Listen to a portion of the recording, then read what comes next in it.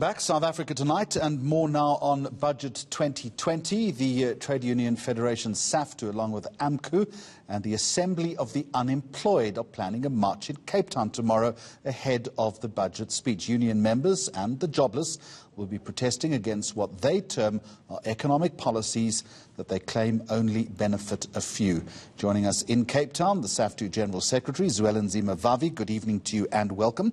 I want to pick up first, if I can, on an interview that we had last night with Saftu that was threatening action if the public service wage bill is cut. I'd be interested to know what your perspective is. Are you expecting a move in that respect?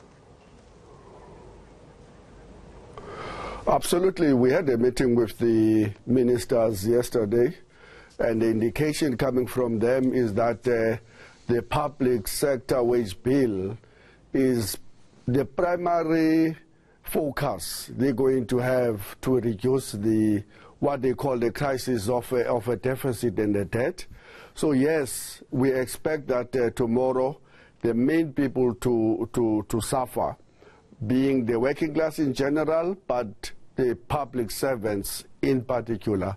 The government is looking at all manner of very draconian measures to cut the wage bill, and which may include even a possibility of a wage freeze and strictly inflation-related increases over a period of time, because the government, for some reason, believes that we're paying too much money to police, to nurses, doctors, and to teachers in the Republic, and that we must reduce these figures. And yet, the biggest cry amongst the public servants as we speak is that they have a ridiculously low housing scheme that gives them only 1,200 rands, and that when they don't have bonds, they have a 900 rands that they have to contend with. They have a dysfunctional medical aid system that runs out of cash in the first 6 months of every year. They're seeing greater numbers of kids in the schools against the norms and standards that were announced by the Minister of Education. They are all subjected to awful working conditions. Your interview with the MEC of Limpopo confirms that. And in fact, while she's denying on the other side, she's confirming that nurses have a burden, doctors have an unbelievable burden.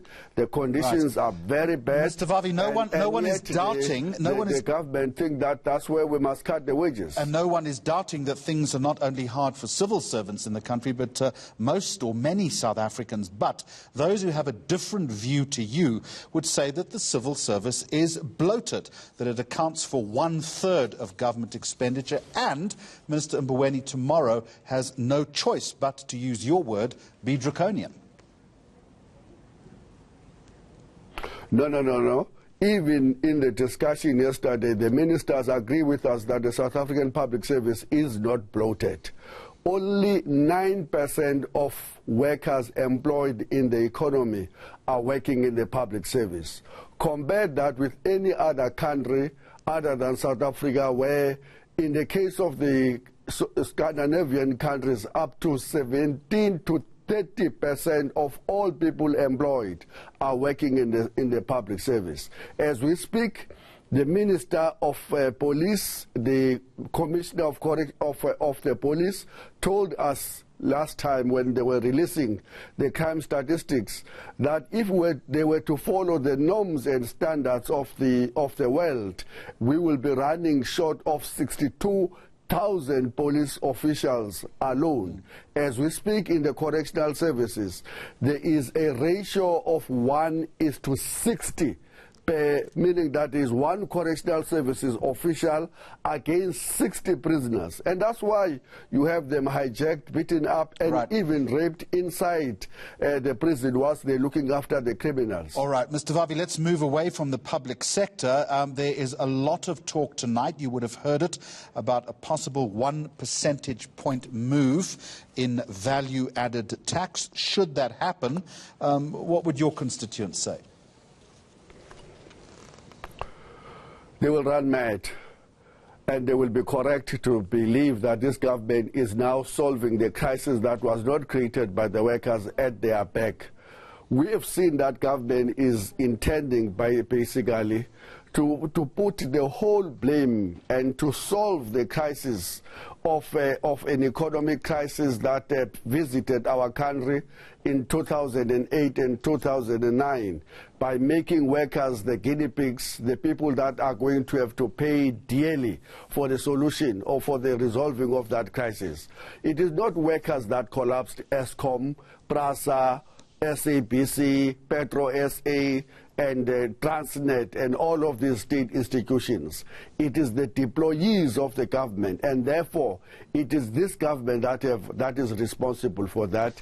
It is not us which have created a neoliberal framework that is dependent on the government spending or relying on ordinary people when it comes to taxes, whilst reducing the corporate taxes in the country. Mr. Vavi, just a final question. The austerity program that the government...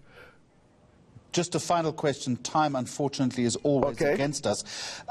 It is going to be a difficult budget tomorrow. You use the word austerity. It is more than likely going to be beyond an austerity budget. What's the one thing that Mr. Mboweni can say tomorrow that would satisfy Saftu? If he was going to say, look, guys, we have tried this liberalism. We have tried austerity. It doesn't work. It reproduces unemployment, poverty, and inequalities. We think that we must go back to the drawing board. We need to change the economic framework of our country. We need to change our monetary and fiscal policies. And we need to industrialize South Africa again. That will make us excited, but that's not what we're expecting tomorrow, unfortunately. All right, Zwelenzima Vavi from Saftu, thank you very much indeed, live for us in Cape Town.